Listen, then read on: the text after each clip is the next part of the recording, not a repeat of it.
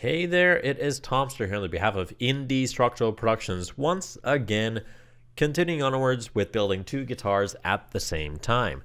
Now moving on to one of my favorite parts of guitar building, carving. I love doing carving, it's a lot of fun. Except when you get woods like this, which have a lot of cross grain. Anywho, I'll get to that in a minute. But first things first, roughing out the shape. So I'm using some very rough rasps to kind of get a rough shape on what I want. After this, I'm just going to move on to a rasp that is a little bit finer, and then moving on to the spoke shave, which is pretty much my favorite hand tool. I gotta admit, I love these things.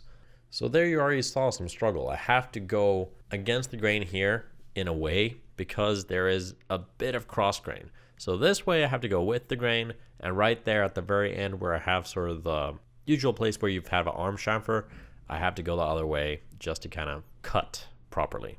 When working with cross grain, it does help quite a lot with having your blade diagonally across instead of just straight cuts.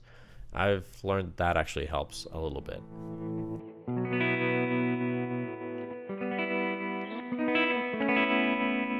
And when it comes to carving the neck, what I usually like to do is at the very base, right next to the heel, I get to the right thickness already, and then at the nut I get to the thickness at the nut, or close to. So right here, what I'm aiming for is 23 millimeters at the heel, or the 12th fret, depending, and then 20 mil at the nut, or the volute. So it's just a matter of fine tuning and using a bunch of different rasps, get those 2 points to where I want them to be. And then carving out the heel just a little bit, making it look all nice and pretty with a mallet and chisel.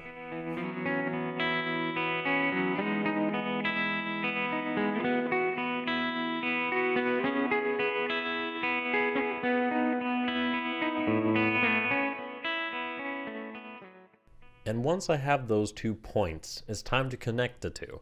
So how I do that is with a spoke shave, of course. So it's just the easiest way. I have 2 different spoke shaves that I have set up differently. One takes off a little bit more than the other one does. So I start off with this red one and I finish off with the black one just because it takes a little bit finer cuts. And that's usually how I do it. And yeah, it's just a matter of connecting 2 dots basically. With that rough shape done, I move on to a strip of sandpaper. And with that, I just kind of start finessing the shape a little bit more. Now, you don't really see it here all that well. You see it a little bit, but I'm actually pushing against the neck so that it doesn't really move. I'm holding it in place by kind of leaning into it. So I'm not creating too much downward pressure because that might change the shape of the neck somehow. If I move the truss rod a little bit, the neck is no longer going to be straight, and then my carve is not going to go straight.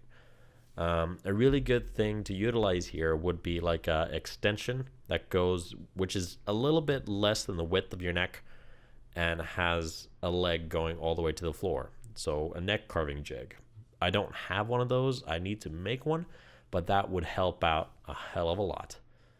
And yeah, it's just fine-tuning as I go. I think this paper that I have on here is like 100 grit or something like that. It's from a belt sander, and it gets the job done really quick. Now, I hope you enjoyed that episode as it's coming to a close right about now. Be sure to leave a comment down below, hit that like button, and subscribe to see more. I mean, I'm going to be back with another one of these builds next week again. So, see ya guys. Bye-bye.